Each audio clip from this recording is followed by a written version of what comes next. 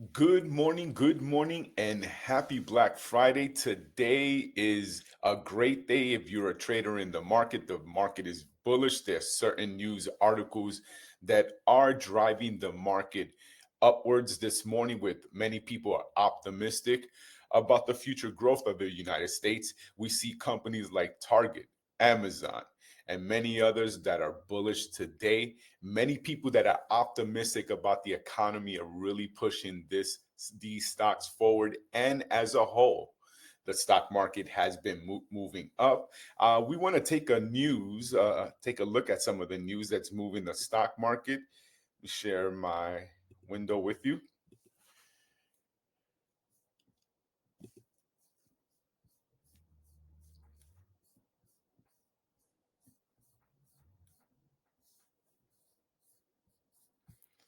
Let's go share this here. I'm going to start with CNBC here. Let's refresh this because it's always moving here. But the S&P 500 is up already 15 points this morning.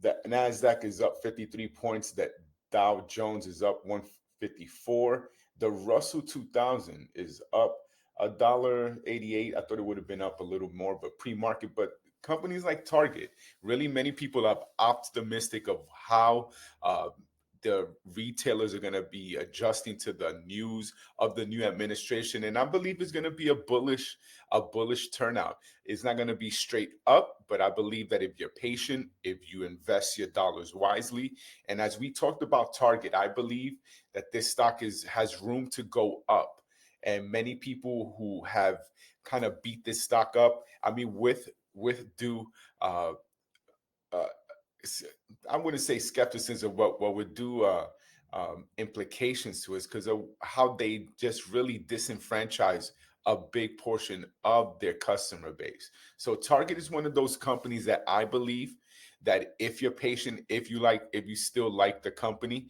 that it's one that can grow. It's still at a decent price right now. Is at the 130 range, but I want to look at a couple of stocks here. But that's a kind of moving the market here. Let's see what some of the news network third quarter economic growth OEN news, just really moving.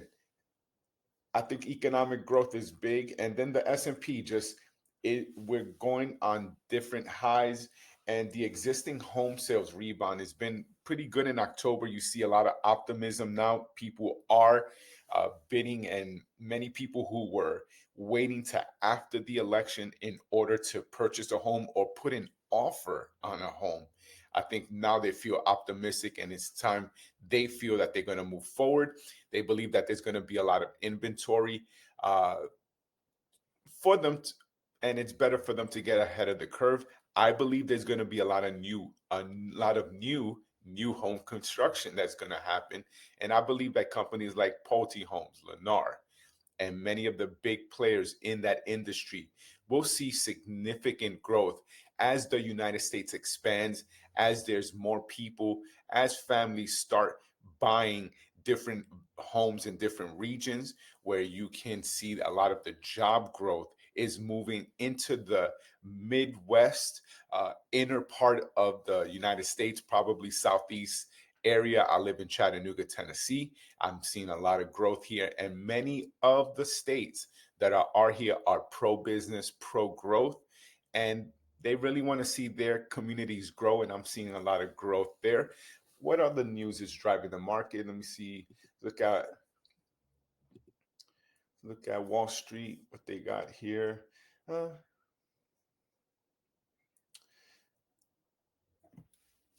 a lot of people that speak about Musk and the Doge are really entrenched bureaucrats that really have jobs that they just got jobs because they created a job, and it's people that you're like, how do you keep a job? And I believe, all these liberal media news reports that are really reporting a lot of the how this is going to affect things, I think is actually going to improve stuff and eliminate a lot of the red tape that a lot of people encounter, especially in businesses, especially in healthcare. That stuff a lot of there's so much red tape, but I believe that we're going to just be fighting through with that. And I'm looking forward to what's next in the economy because I believe, like many of you, are going to have growth here. And I want to take a look at also some stocks here while let's look at some charts. Let's go look at that. And let's look at a paper trading account, Thinkorswim. Right here, I have it on the Russell 2000. It's right now, it's at the 2443 range. And like I'm drew here, it's really in this box area where it's really inching higher. If it closes above that 2475, that $2,500 range, this could be a new stair step up for this stock. This stock has been bullish. Many people or many of the money that has been rotating has been into stocks like this company, like the Russell 2000. There are a lot of the mid cap companies of the United States. I believe that this stock has a lot of room to grow even still, where you can see stocks like indices like this grow at an astronomical pace. Many people believe that the tariffs are going to affect these mid cap companies, and I totally disagree because during the first administration, we had tariffs. The economy grew even higher. So you see, you have a lot of these pundits that are woe is me, and a lot of liberal media is a woe is me. But really, these tariffs actually help and encourage entrepreneurialism. You're going to have many people that have 9 to 5 jobs that are going to see an opening or opportunity to fill a void in the market. I'm not saying that we're going to replace every single thing in the United States as far as it comes to manufacturing, but you can bring many industries back. You can bring even like small little manufacturing, like from screws, nails, all that stuff. It's really could be cheaper made here in the United States, and it employs other Americans, and it gives someone who has that entrepreneurial spirit to actually participate and growth. There's a lot of old manufacturing companies that are sitting desolate that we need to put back to work. And I'm believing companies like the Russell 2000 are doing pretty well. Let's look at, we talked about Target. Is that in the, it's in that 132. I talked about this. This is still, in my opinion, this is straight opinion, in a good buy range. I'm going to show this stock from a longer time frame. Let's look at it from a let's look at it from a 3-year range. And here we're still like, even if you're buying at that 132, you're not buying at the very low. I love this. And if you see this part right here, as it goes up, it's going to be filling this range right here, this 160, this 168, this 200 range. I believe if you're patient, this stock, even at 132, has the potential time, with time, and that's the key, with time, has a possibility to go back to the 250 range. 200 would be the first gap right here, this 211. Why? Because it's got to fill this gap right here. This gap right here from the foolishness that they've tried to implement, and they're paying for it. Their stock has been hammered for the last 2 years. Duly so. This is a leadership issue in Target. Now, I still believe that there are going to be people who love Target. My wife loves it.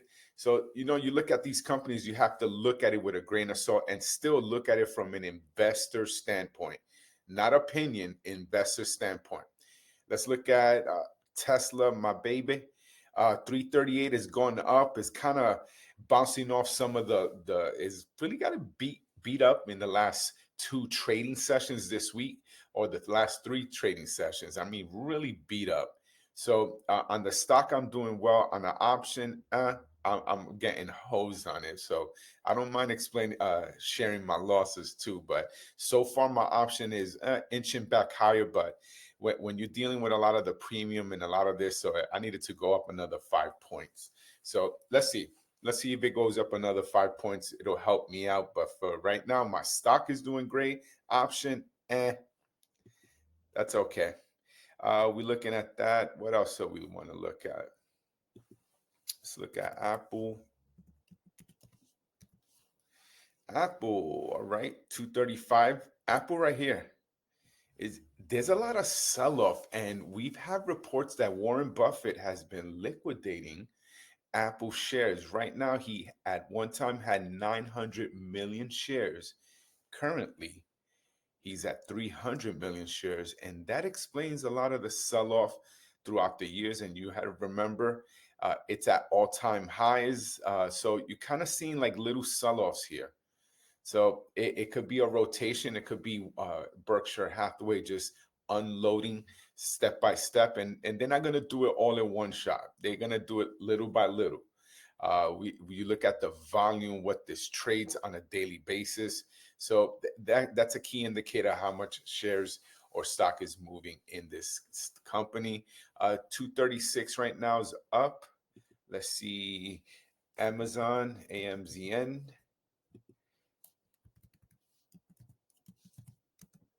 Okay, Amazon, down a little bit. All right, we're not seeing a rally today like many people had expected, or you are seeing some profit taking. That's pretty much profit taking here.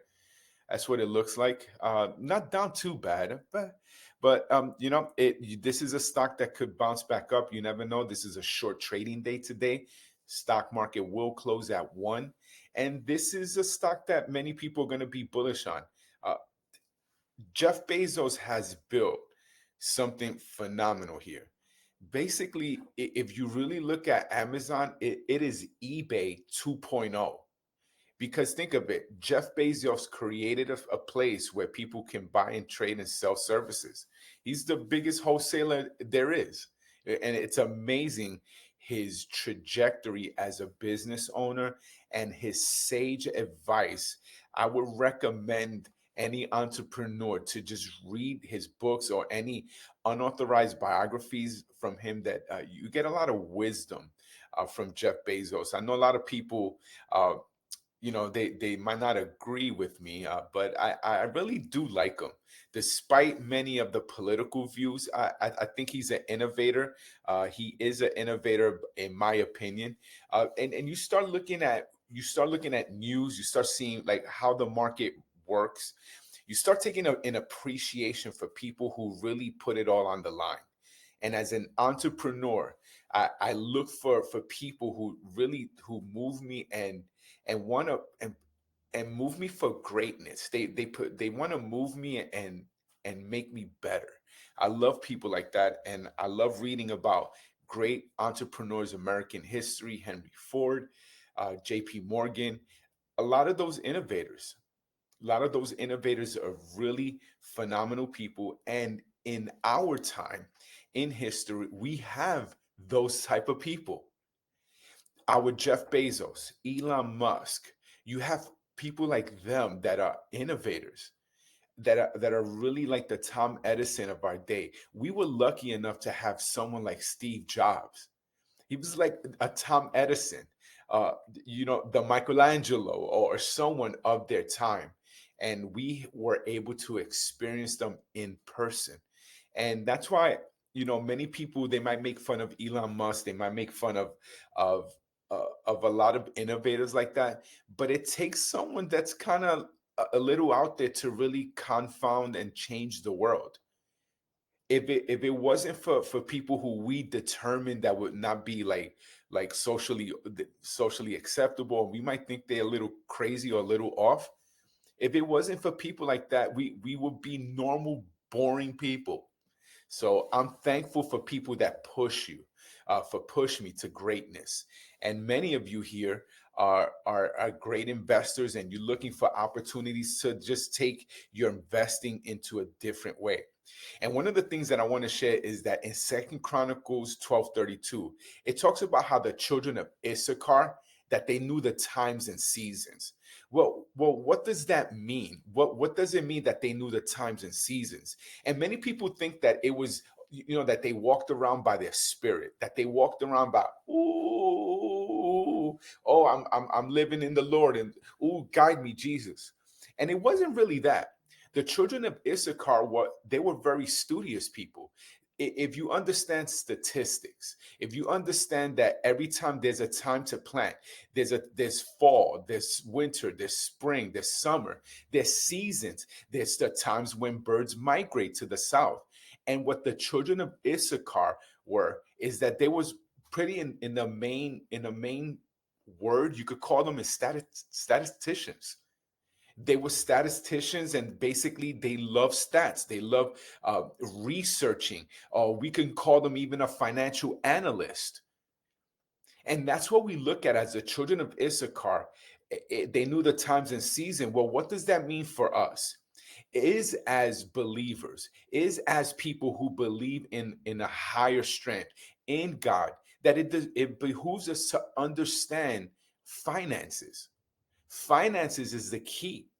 If we understand the things that we love, that's why I tell people, look at the car you drive, look at the products you enjoy. What things do you love to shop at? What places do you love to go? What's in your home? Or what about if God is giving you a gift where you understand an industry very, very well, where you can trade what you already know? And that's what I like about trading, is that I don't have to know everything about everything.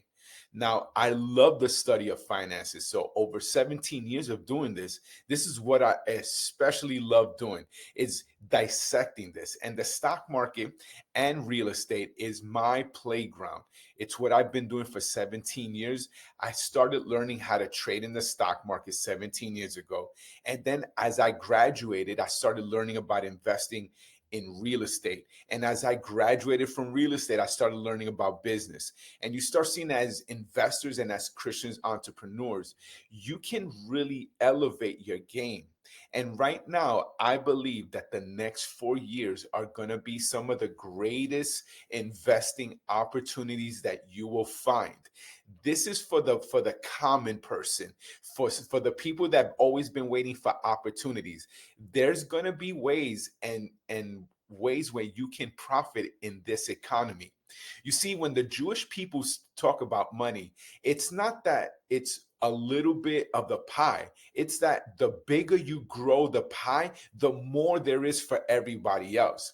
That is God's economy. If you want to learn God's economy in a nutshell, you find the problem, and if you can create the solution, and the more solution people need, that means the more money you make. You look at people like Bill Gates. There's a reason why he's super rich. It's because he's created a company called Microsoft, and he didn't even invent the product. MS-DOS he bought off of someone. But you see, you gladly give him your money. Every product that we have, even a Mac, has Microsoft products in it. So you start looking for problems and challenges in this world. And if you could create a solution, you got a business. That's the beautiful thing. Wealth is created in 3 ways: stock, real estate, business. Those are the 3 main players: stock, real estate, and business. Those are the 3 main players in business. That's how you build your wealth. And the stock market allows you to participate, albeit a small position, in ownership. That's what the stock market is about. And as you start learning, you start looking for those opportunities where you could put your hard-earned money and see it grow. The stock market is one of the best savings account you'll ever see. There's a story in the Bible that Jesus talked about, the parable where he gave where he talks a parable about the talents. He gave 5 to one, 2 to another, 1 to another. And we start seeing that. I wish scripture would tell us, what did they invest their money in? But it really doesn't say. It really doesn't say. Why? Because God gives seed to the sower. And you see, the one with 5 talents, he multiplied it. The one with 2 talents, he multiplied his 2 talents.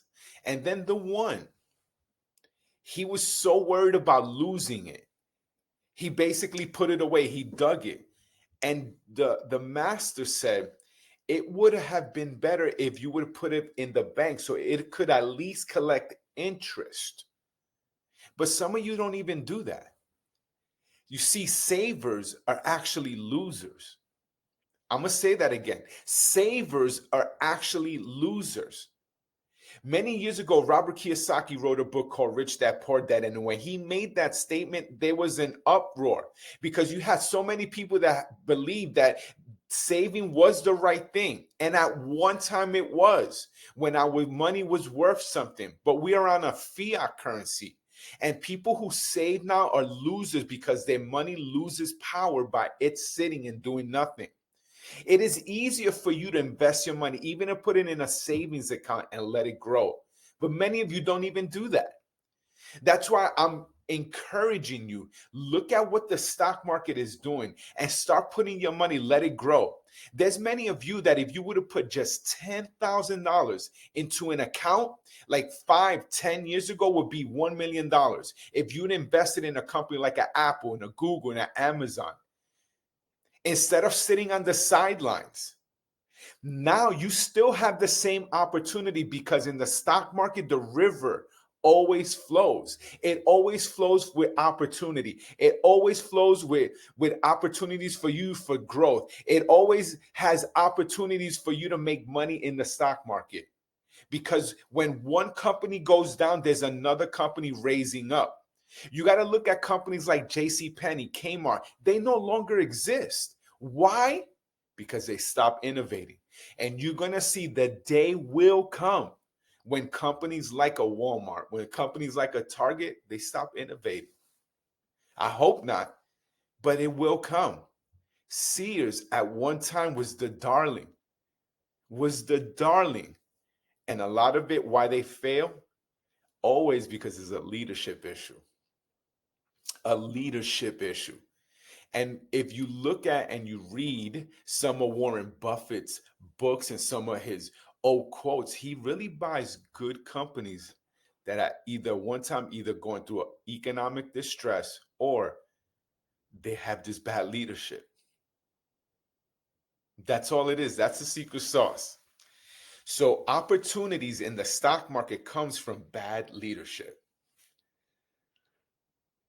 And opportunity also comes from good leadership. That's why you have people like Jeff Bezos, good entrepreneur, phenomenal CEO. Tesla, Elon Musk, phenomenal CEO. You have many phenomenal, Jensen Huang from NVIDIA, phenomenal entrepreneurs, phenomenal CEOs. That's where that leadership, that's a key in investing. And when you look at scripture, you look at many stories in the Bible, it's leadership. Many people believed in the leadership of Moses. That's why they crossed the Red Sea with him. Leadership. If you're not following good leaders, why would you invest your money in it? That's why stock investing is actually pretty fun. It behooves you to be about your father's business. And as today we look at the stock market is still doing pretty decent. Let's see if anything is updated since. No, everything's pretty much positive. Everything's pretty much positive here. So NASDAQ is up, S&P, Dow Jones 139, Russell 2000 again, phenomenal. The Russell 2000. A lot of mid-cap companies, Treasury, 10-year Treasury yield slides, lowest point in October, holiday shortened trading day. A lot of this news is not really affecting the market, but this is what it's leadership. And many people, without Donald Trump even stepping in office, are already optimistic about his leadership. And that's what we're going to look at. We're going to look at many opportunities during these next few months and next years to grow your account, to stash and pump up your savings account, to pump up your 401k account. It is going to be a phenomenal year. So I don't know about you, but I'm already getting ready for the new year. I'm not even waiting for my January's resolution. It's already the day after Thanksgiving, and I'm already living my next year now. I don't know about you guys if you're doing that, but I'm living my next year now because I am optimistic and hopeful, and I hope you guys are too. So we are having a great day in the market, and I hope it will continue. And I hope that you have a phenomenal weekend. It is Black Friday. May you get some of that shopping done. Don't spend all that money. Remember, if you spend money, you also got to invest it too. So that's the key. That's the key. So I hope you have a wonderful time with your family this weekend. Until next time.